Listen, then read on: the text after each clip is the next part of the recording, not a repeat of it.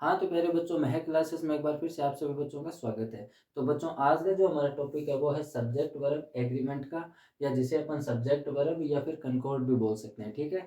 जिसका मतलब क्या होता है कि सब्जेक्ट के अकॉर्डिंग या सब्जेक्ट के अनुसार वर्ब का हमें सही रूप बनना होता है, ठीक है?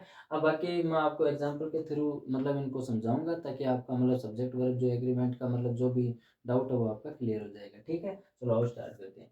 अब देखो बच्चों, सबसे पहली बात तो आपको ये ध्यान रखनी है कि हमें अगर वर्ब का यूज़ करना है तो सब्जेक्ट के अकॉर्डिंग करना है, ठीक है? यानी कि अगर हमारा सब्जेक्ट सिंगुलर है तो हमारी वर्ब जो है वो भी सिंगुलर आएगी, और अगर हमारा सब्जेक्ट प्लूरल है तो हमारी वर्ब भी क्या आएगी? प्लूरल आएगी। सबसे पहली बात आपको ये ध्यान रखनी है, ठीक है? अब बाकी मैं आपको फर्स्ट रूल है जो है टेंस के अकॉर्डिंग है, ठीक है ना? यानी मैं आपको पहला रूल जो है टेंस के अकॉर्डिंग समझाऊँगा, ठीक है? ताकि आपका फर्स्ट जो डाउट है मतलब जो जो सिंगुलर सब्जेक्ट वाला है कि भाई सिंगुलर सब्जेक्ट के साथ कौन सी वर्ब आएगी, या फिर अगर प्लूरल सब्जेक्ट है तो उनके साथ वर्ब कैसे आएगी, ठीक है ना? तो सबसे पहले क्या ध्यान रखना है, कुछ सब्जेक्ट्स हैं जैसे singular subject he, she, it या फिर किसी का भी नाम आ रहा है, तो ये वर्ब्स मैंने पहले ही लिख दिए।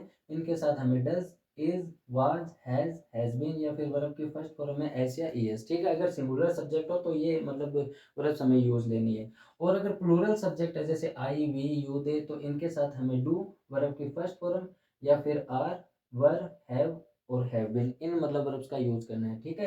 यानी कि ये सारे सिंगुलर मतलब वर्ब्स है, और ये जो है वो प्लूरल से मतलब वर्ब, ठीक है? यानी सिंगुलर सब्जेक्ट के साथ सिंगुलर हेल्पिंग वर्ब, और जो प्लूरल है उनके साथ प्लूरल वर्ब्स का हमें यूज़ लेना है, ठीक है? अब इन एग्ज़ाम्पल को देखो, इन एग्ज़ाम्पल्स को करने के बाद मतलब आपको हर चीज़ समझ में आ जाएगी, ठीक है?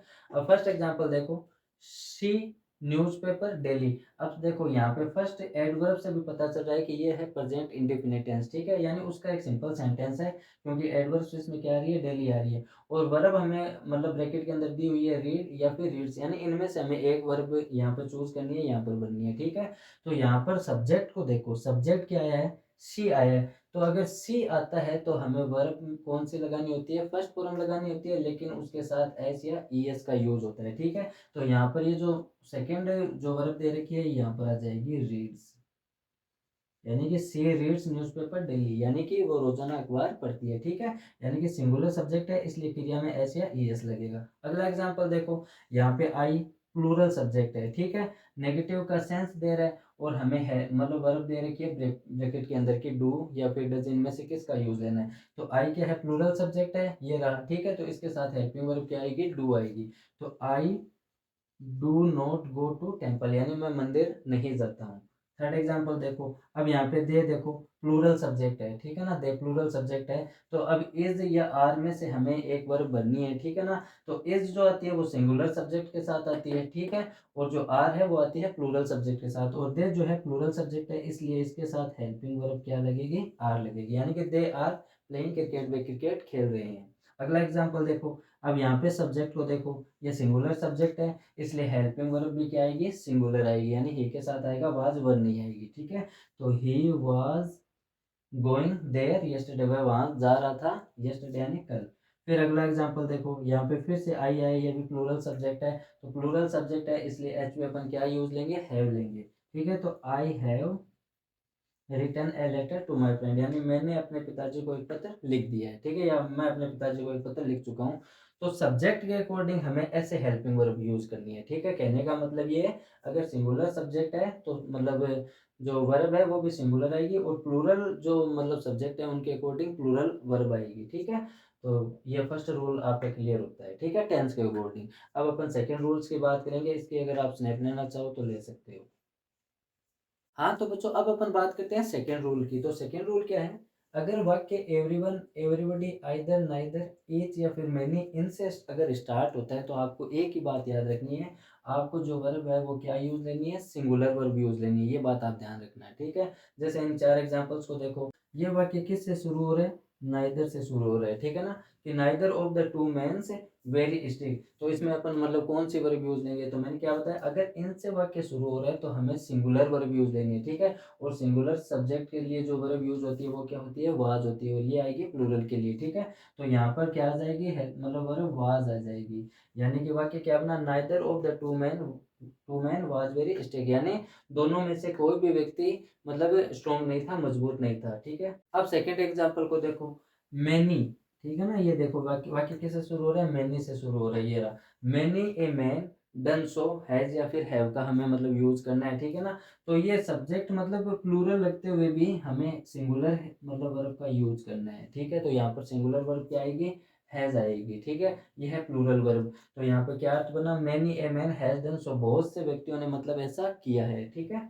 अगला एग्जाम्पल देखो, अब यहाँ पे देखो क्या आ रहा है, ईच आ रहा है। तो ईच से वाक्य शुरू हो रहा है, तो यहाँ पर भी हमें वर्ब कौन सी लेनी है, सिंगुलर लेनी है। तो इसलिए इसमें हेल्पिंग वर्ब मतलब या वर्ब जो भी है क्या यूज हो जाएगी, वाज यूज हो जाएगी। यानी कि each of the participants was willing to fight, यानी प्रत्येक आदमी की इच्छा जो थी वो लड़ने की थी, फाइट करने की थी, ठीक है।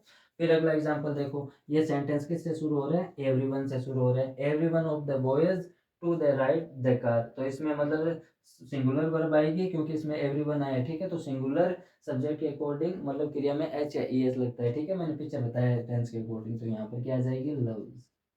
तो वाक्य क्या बना, every of the boys love to the ride the car, यानी सभी लड़कों को क्या पसंद है, मतलब कार की सवारी करना पसंद है, या सभी लड़कों को मतलब कार चलाना पसंद है, एक ही बात है, ठीक है। तो ये बच्चों आप याद कर लो, everyone, everybody, either, neither, each या फिर मैनी, अगर इनसे मतलब कोई सेंटेंस स्टार्ट होता है तो हमें वर्ब कौन सी बननी है, सिंगुलर बननी है, ठीक है। ये आपका सेकंड रूल हो गया। हाँ, तो बच्चों अब अपन बात करते हैं तीसरे रूल की, ठीक है ना। अब तीसरे रूल में आपको क्या ध्यान रखना है, अगर सेंटेंस में वाक्य में एज वेल एज या फिर अनलाइक, विथ या अलोंग विद या फिर इन एडिशन टू या फिर बिसाइड, इस टाइप के वर्ड अगर आपको मिल जाते हैं तो आपको सिंगुलर सब्जेक्ट के अकॉर्डिंग वर्ब बननी है, ठीक है। अब सिंगुलर सिंगुलर सब्जेक्ट का मतलब क्या होता है, एक वचन करता है, ठीक है। तो एक वचन करता के साथ मतलब जो वर्ब है वो भी क्या आती है, सिंगुलर आती है। तो कहने का मतलब ये सिंगुलर सब्जेक्ट के अकॉर्डिंग सिंगुलर वर्ब का आपको यूज करना है, ठीक है। एग्जांपल्स को देखो, अब इस सेंटेंस के देखो, इस सेंटेंस में देखो क्या आ रहा है, एज वेल एज आ रहा है, ठीक है। तो यहाँ पे हमें वर्ब दी हुई है इज या फिर आर। अब यहाँ पे इस सब्जेक्ट को अगर आप देखो तो ये तो प्लूरल सब्जेक्ट है, ठीक है। तो प्लूरल सब्जेक्ट के अकॉर्डिंग नहीं करना है, अगर एज वेल आ रहा है तो सिंगुलर सब्जेक्ट के अकॉर्डिंग हमें वर्ब का यूज करना है। तो राम यहाँ पे सिंगुलर सब्जेक्ट है, तो इसका मतलब वर्ब भी क्या आएगी, सिंगुलर आएगी, ठीक है। तो यहाँ पर क्या आ जाएगा, इज आ जाएगा। अब वाक्य क्या बना, Ram as well has his friends is coming, यानी राम और उसके दोस्त भी मतलब आ रहे हैं, ठीक है। अगला एग्जांपल देखो, अभी सेंटेंस में माय फादर अनलाइक देखो आया है, ठीक है ना। तो सिंगुलर सब्जेक्ट के अकॉर्डिंग सिंगुलर वर्ब। अब my father unlike my teachers, तो अब यहाँ पे सब्जेक्ट देखो कौन है, सिंगुलर सब्जेक्ट कौन है, माय फादर।